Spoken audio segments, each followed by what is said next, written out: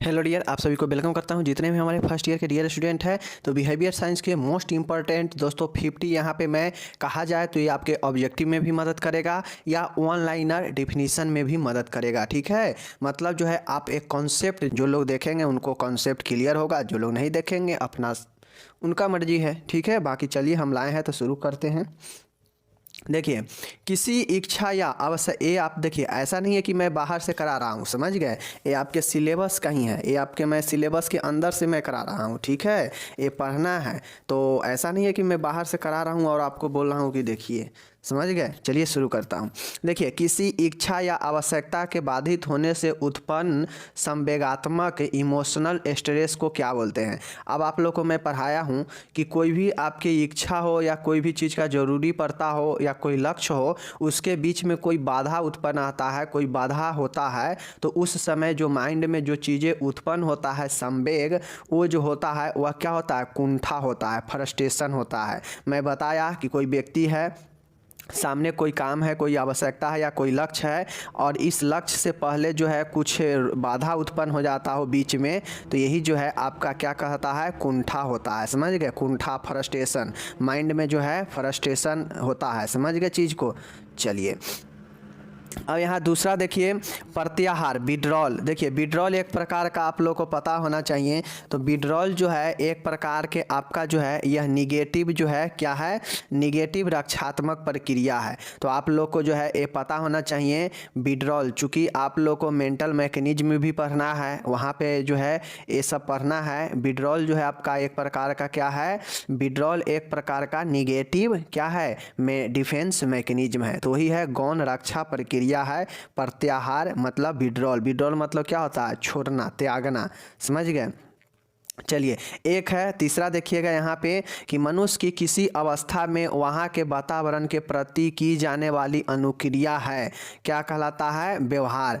व्यवहार क्या होता है कि व्यक्ति जिस भी वातावरण में जाएगा उस वातावरण के अनुसार जो है काम करता है और वही जो है व्यक्ति के व्यवहार को दर्शाता है। समझ गए। तो यही कहता है कि मनुष्य किसी भी अवस्था में, किसी भी सिचुएशन में जहाँ भी होगा वहाँ के वातावरण के प्रति वो उसी वातावरण के अनुसार जो काम करेगा, जो अनुक्रिया करेगा, वह उसका बिहेवियर होता है, व्यवहार होता है। समझ गए।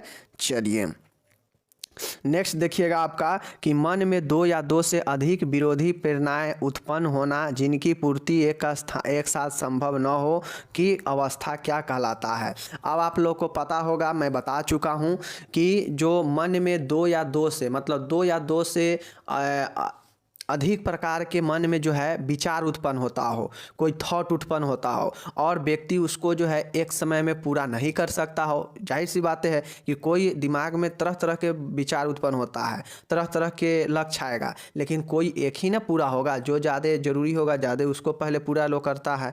तो लेकिन दो तरह के मन में उत्पन्न होगा तो यही क्या होता है, अंतर्द्वंद, मतलब अंदर ही अंदर दोनों प्रकार के द्वंद्व होता है, वही अंतर्द्वंद होता है। समझ गए। द्वंद्व मतलब दू होता है और अंत मतलब अंदर।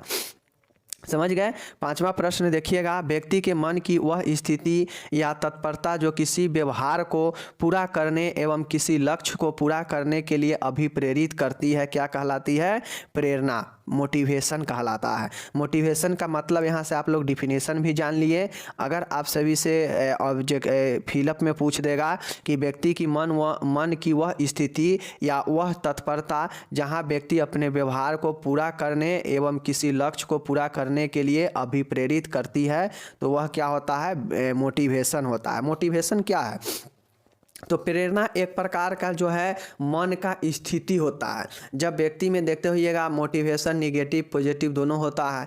तो मोटिवेशन जब व्यक्ति के अंदर अच्छा होता है तो व्यक्ति के जो मन का स्थिति होता है वह सुखमय और अच्छा होता है, किसी भी काम में दिल लगता है। लेकिन जब व्यक्ति में निगेटिव मोटिवेशन होता है, ऋणात्मक प्रेरणा आता है, तो व्यक्ति जो है दुख होता है, व्यक्ति के अंदर जो है दुख के घड़ी रहता है, वो ज़्यादा जो है आगे सोच नहीं पाता है। तो ये एक प्रकार से मन का स्थिति ही होता है जो व्यक्ति को जो है लक्ष्य को पूरा करने के लिए प्रेरित करता है, वही प्रेरणा होता है। समझ गए। चलिए नेक्स्ट देखिएगा, छठा देखिएगा यहाँ पे कुंठा, अंतर्द्वंद एवं प्रतिबल, स्ट्रेस क्या है दोस्तों, जो कुंठा होता है, अंतर्द्वंद है एवं प्रतिबल मतलब स्ट्रेट्स जो है, यहाँ पे जो है व्यक्ति समायोजन एडजस्टमेंट जो है व्यक्ति का जो है नहीं बन पाता है इसमें, समझ गए। चाहे कुंठा हो, चाहे अंतर्द्वंद हो, चाहे प्रतिबल हो, इसमें एडजस्टमेंट जो है नहीं बन पाता है, समझ गए, मतलब समायोजन नहीं हो पाता है। ओके, चलिए दमन क्या है, तो दमन एक प्रकार का, आप लोग को पता है कि दमन एक प्रकार का जो है रिप्रेशन का मतलब होता है, रिप्रेशन नहीं होगा यहाँ पे, सप्रेशन होगा। सप्रेशन दमन होता है, और दमन एक प्रकार के क्या है, रक्षात्मक प्रतिक्रिया है, मतलब रक्षा प्रक्रिया है, डिफेंस मैकेनिज्म है, समझ गए। तो याद रखिएगा। ओके, ये सब पढ़ चुके हैं हम लोग, आप लोगों को पता होना चाहिए टाइप्स में। आनंद या हर्ष का परिस्थिति, देखिए आनंद हो, सुख हो, दुख हो, ये सब क्या होता है, यह एक प्रकार का इमोशन है, मनोभाव है, मन का भाव है। सुखी है फिर भी एक प्रकार से सुखमय भाव है, दुखी है तो दुख का भाव है, लेकिन है तो भाव ही। तो आनंद या हर्ष की परिस्थिति एक प्रकार से क्या है, इमोशन है, मन का भाव है, समझ गए। चलिए यहाँ पे दुख दर्द भी हो सकता था। ओके, उच्च कुल में विवाह, उच्च पद पर नियुक्ति, उच्च पुरस्कार से प्राप्त धन से उत्पन्न स्ट्रेस फ्रस्ट्रेस कहलाता है। देखिए व्यक्ति का अंदर, व्यक्ति को जो है उच्च कुल में विवाह हो गया है, समझ गए, उच्च पद पर नियुक्ति है व्यक्ति को, उच्च पुरस्कार प्राप्त किया हो या धन उत्पन्न हुआ हो, तो जो है उस प्रकार के स्ट्रेस जो व्यक्ति में होता है तो फ्रस्ट्रेस भी हो जाता है, समझ गए। ऐसा नहीं है कि कोई बहुत ज़्यादा धनवान हो जाता है, कोई अपने से बहुत ऊंचा में उसका शादी हो जाता है, या उसके जो है आकांक्षाओं से अधिक उसके जो है पद का प्राप्ति हो जाता है, तो व्यक्ति बहुत ज़्यादा जो है अच्छा रहता है, वो स्ट्रेस में चला जाता है, और उस प्रकार के स्ट्रेस को फ्रस्ट्रेस कहा जाता है, समझ गए। चलिए उसके बाद है देखिएगा आत्मा का ज्ञान। देखिए आत्मा का ज्ञान होना, यही जो है आपका मनोविज्ञान साइकोलॉजी होता है। साइकोलॉजी क्या है कि किसी के व्यवहार का आप जो है ज्ञान कर लेते हैं, या किसी के आत्मा का ज्ञान हो जाता है, यही जो है मनोविज्ञान होता है, साइकोलॉजी होता है, समझ गए। या आत्मा का ज्ञान या व्यवहार का ज्ञान साइकोलॉजी होता है, समझ गए। चलिए नेक्स्ट देखिए 11 नंबर, एक सरल समान व्यक्ति भीड़ या जुलूस का सदस्य बनकर तोड़ फोड़ व आगजनी तक कर बैठता है, वह किस कारण, तो समूह मनोबल के कारण। चूँकि एक समूह, भीड़ में जो है व्यक्ति का समूह होता है, और वहाँ पे व्यक्ति को क्या होता है, मनोबल बढ़ता है, बल मिलता है, जिससे जो है व्यक्ति भले वो गलत चीज़ ही क्यों ना हो, लेकिन व्यक्ति समूह में होकर मनोबल बढ़ता है, और बढ़ने से जो है व्यक्ति गलत कर देता है, यानी तोड़ फोड़ जुलूस में जो है आगजनी कर देता है, समझ गए। तो ये समूह मनोबल के कारण है, ठीक है। नेक्स्ट देखिएगा, बिखरा हुआ मानव समूह जिसका कोई स्थान निश्चित न हो, वह क्या कहलाता है, पब्लिक कहलाता है। अब जो है पब्लिक क्या होता है, तो पब्लिक जनता जो होता है वह एक प्रकार का क्या है, लोग ही हैं जो एक समूह में होते हैं, जो यह किसी निश्चित स्थान पर जो है नहीं होता है, वह कहीं भी हो सकता है। इसका कोई निश्चित नहीं है कि पब्लिक इतना ही दूरी में होगा, कहीं भी आपको मिल जाएगा व्यक्ति, समझ गए। बिखरा हुआ मतलब इस टाइप से कहीं भी मिल जाएगा, तो ये जो है पब्लिक होता है, समझ गए, जो आपको कहीं भी मिल जाएगा, जिसका कोई जो है निश्चित स्थान नहीं है, और यह जो है बिखरा हुआ एक मानव का समूह होता है, जो जनता कहीं मिल जाएगा, ठीक है। चलिए नेक्स्ट देखिए, केवल मानव समाज में ही पाई जाती है। केवल मानव समाज में ही क्या पाई जाती है, तो कल्चर जो संस्कृति होता है, वो तो कोई बैल भैंसी या कोई जानवर के बीच में तो नहीं होगा। क्या आपने कभी देखा है कि भैंसी जो है दीपावली मना रहा हो, भैंसी जो है वो या कोई जानवर जो है अपने में जो है अपने उल्लास से अपने कल्चर को अपने बच्चे को सिखाता हो, कभी देखा, नहीं देखा। तो जो कल्चर होता है केवल मानव समाज में ही पाया जाता है, क्योंकि कल्चर जो है व्यक्ति को क्या करता है, मैंने अभी पढ़ाया, कुछ दिन पहले ही पढ़ाया, कल्चर के विशेषता सब चीज़ मैंने पढ़ाया है, तो जो लोग देखे होंगे उनको पता होगा, समझ गए कि कल्चर का क्या विशेषता है।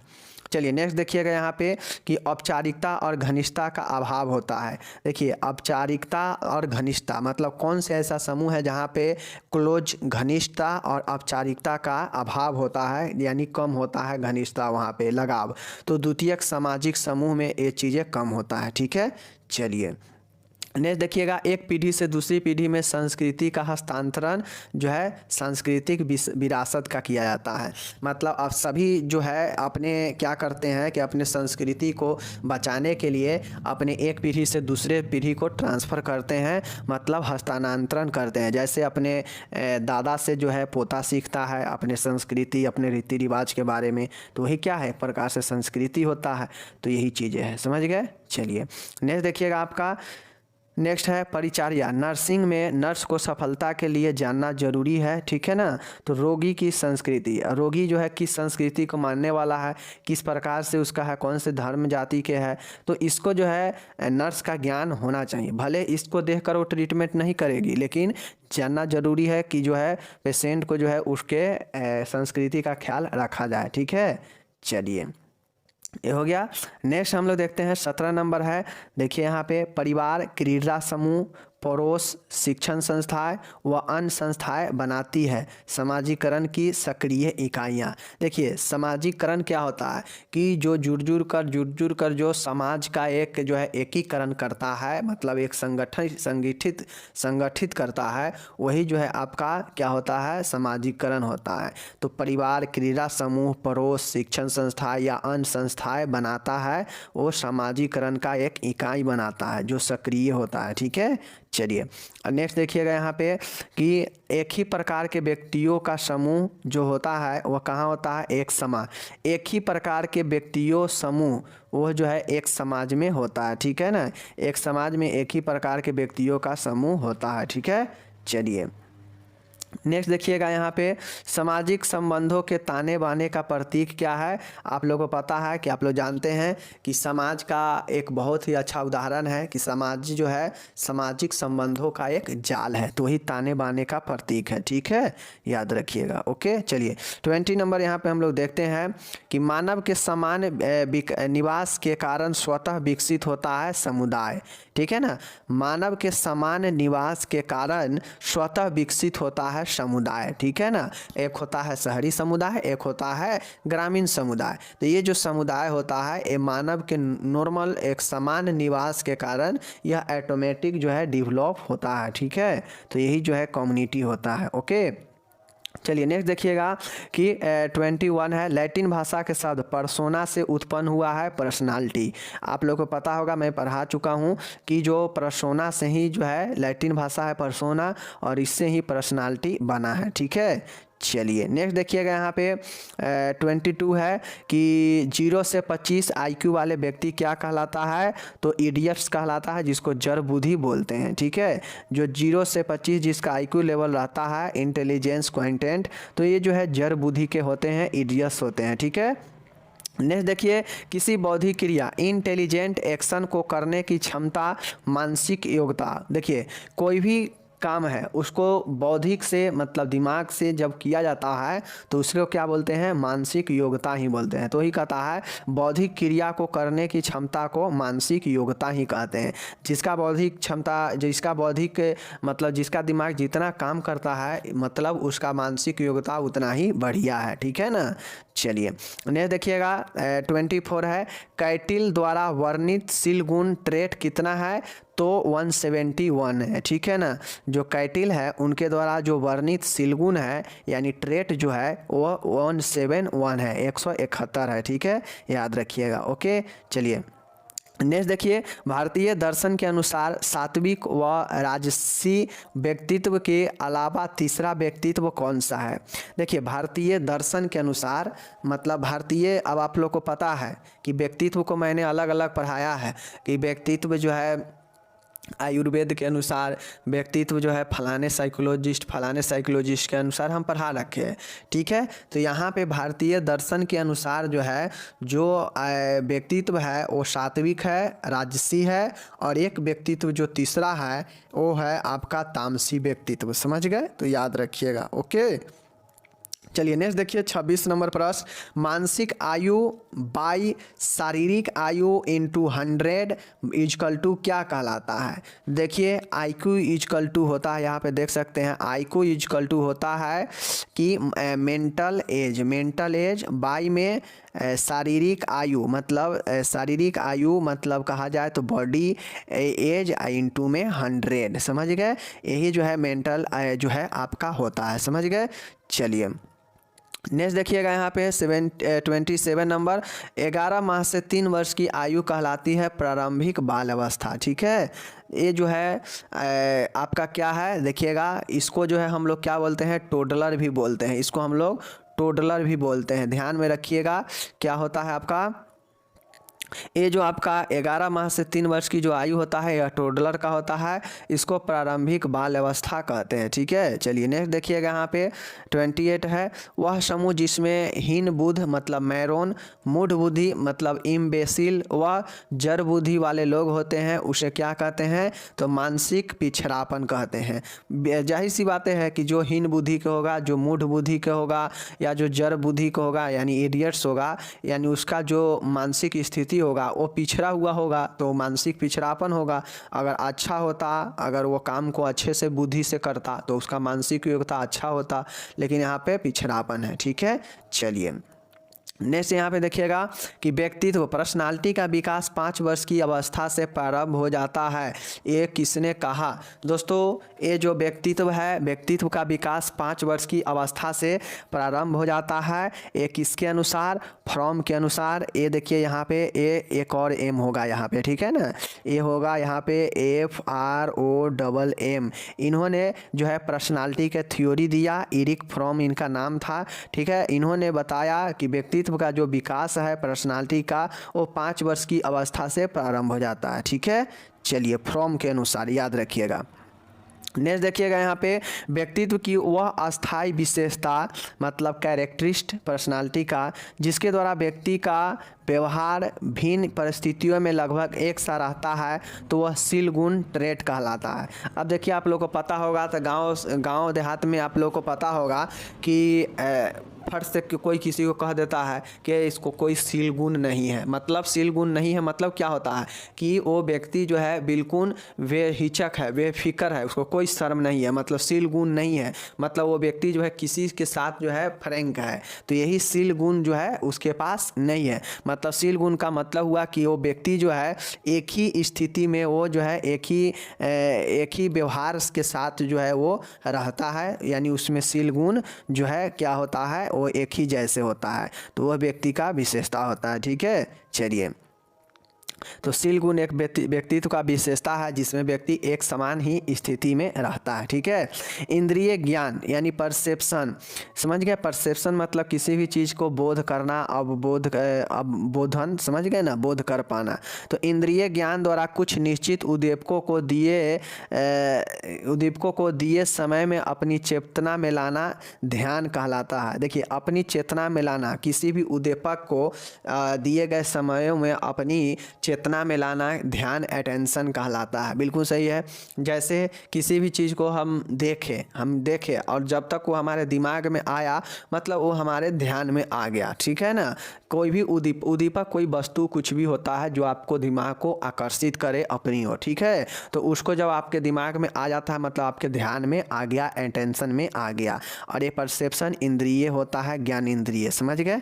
चलिए नेक्स्ट यहाँ पे देखिएगा कि वह ध्यान, अटेंशन जो उद्दीपक से संबंधित विचारों पर केंद्रित होता है, विचारात्मक ध्यान है। देखिए विचारों पर केंद्रित होता है वह ध्यान, अटेंशन जो उद्दीपकों से संबंधित विचारों पर केंद्रित होता है। जैसे कोई भी चीज़ को हम देखें और उसके बारे में हमारे मन में जो है विचार, तरह तरह के ख्याल उठ रहा है, और मतलब उस चीज़ों को जो हम देखे हैं उससे रिलेटेड ही बातों पर, विचारों पर हमारा ध्यान बार बार जा रहा है।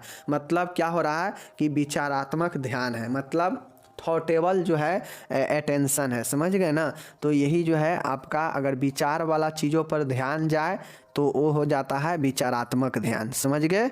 चलिए नेक्स्ट यहाँ पे देखिएगा, व्यक्ति यदि समस्या समाधान के लिए यदि प्रयत्न एवं भूल का सहारा लेता है तो इसे कहते हैं यादृच्छ अन्वेषण समस्या समाधान। देखिए, कोई व्यक्ति ऐसा होता है जो अपने समस्या को समाधान करना चाहता है, तो उसके जो भी समस्या होते हैं उसको क्या करना चाहता है वो, कि उसको जो है भूलना चाहता है, अपने आप से जो है उसको भूलना चाहता है और फिर से जो है वह भूल कर अच्छा करने का प्रयास करता है। यानी अपने समस्या को समाधान करने का कोशिश कैसे करता है, तो जो उसको समस्या जिस कारण से आया है उसको वह जो है कुछ समय के लिए भूलने का प्रयास करता है, ताकि मैं इसको जो है भूल जाऊं जैसे तैसे, और जो है फिर मैं आगे बढ़ूं। ठीक है, तो यह जो है उसके यादृच्छा अन्वेषण समस्या समाधान होता है, जो व्यक्ति भूल कर सहारा लेता है इसे अच्छा करने का। ठीक है, यादृच्छ अन्वेषण समस्या समाधान। ओके,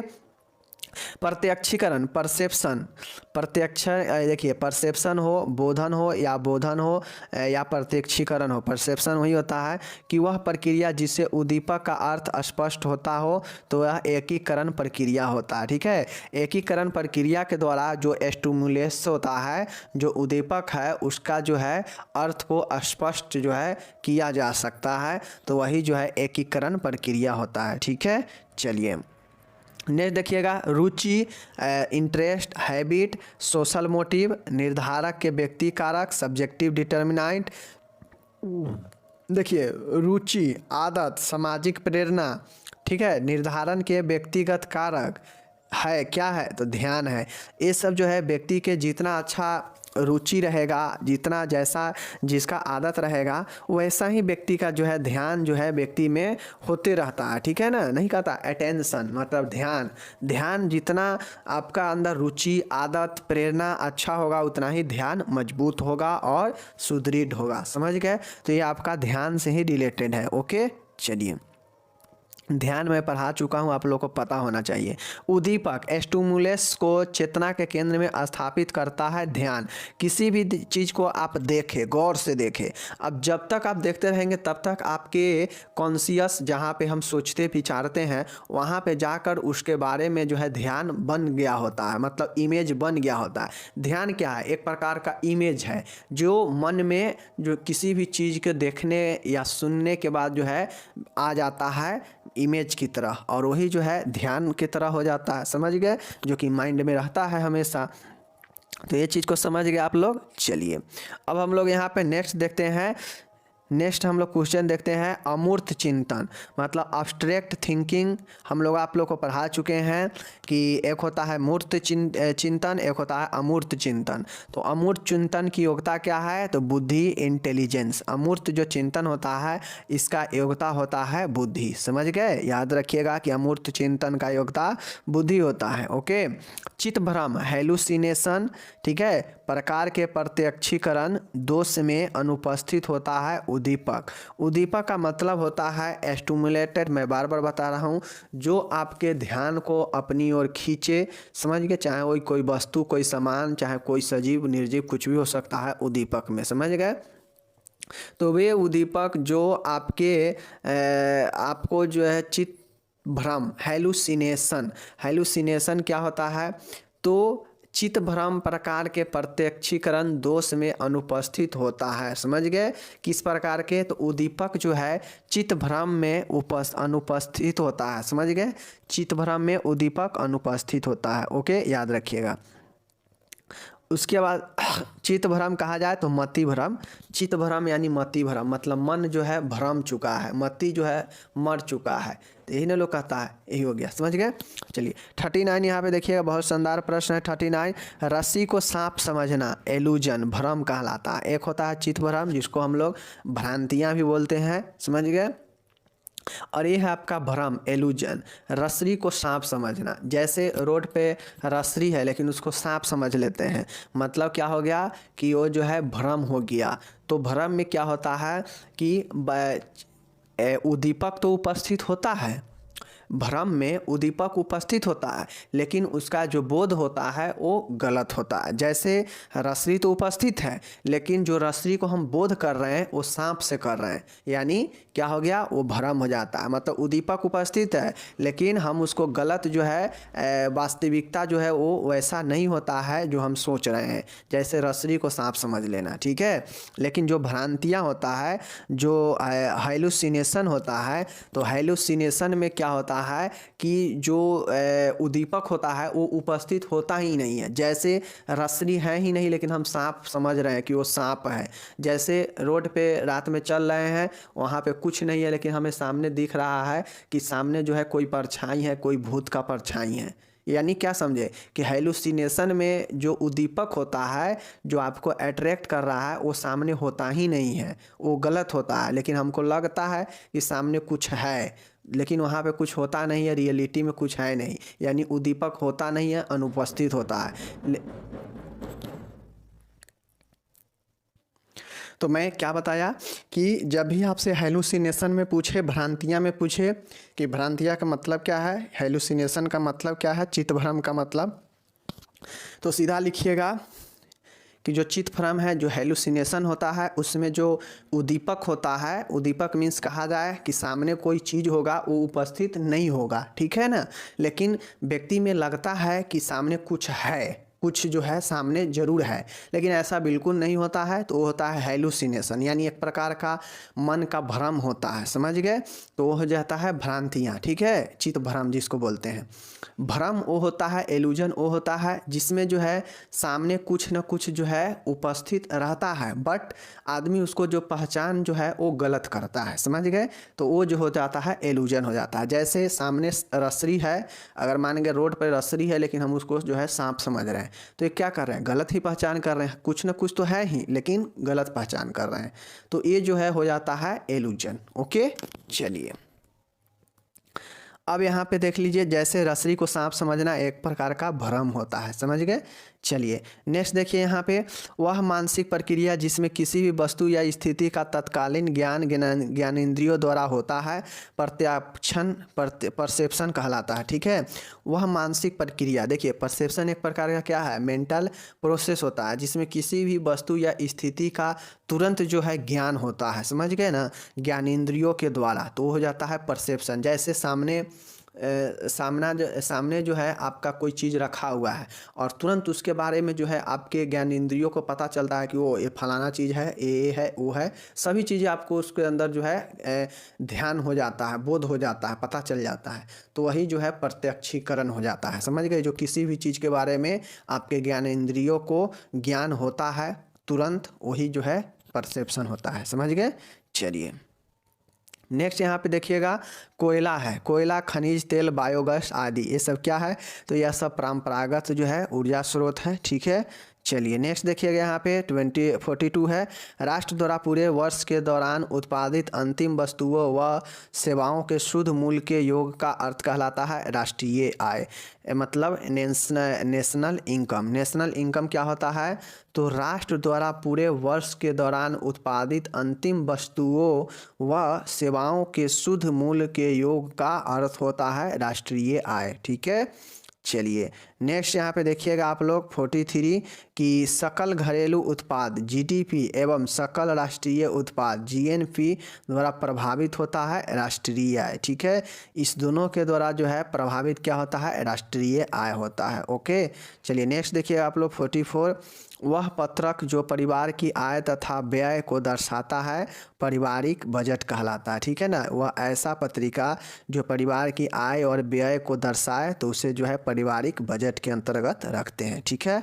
चलिए परिवार को चीज़ों को, आय को, खर्चा को दर्शाएगा तो पारिवारिक बजट ही ना होगा। बजट क्या है, बजट एक प्रकार का जो है इनकम और खर्च को, ब्यौरा को दर्शाया जाता है, ठीक है, कि कितना जो है इनकम हुआ, कितना खर्च किए, ठीक है। चलिए 1 वर्ग किलोमीटर में रह रहे व्यक्तियों की संख्या को दर्शाता है जनसंख्या घनत्व, मतलब जैसे समझिए कि 1 किलोमीटर में कितना व्यक्ति रहता है, और इसी प्रकार से जो है अगर 1 वर्ग किलोमीटर में रह रहे व्यक्तियों की संख्या को क्या कहलाता है, जनसंख्या घनत्व, समझ गए। चलिए, क्योंकि ये सब पढ़ना है सोशियोलॉजी, समाजशास्त्र, इसीलिए हम लोग ये सब देख रहे हैं। ठीक है।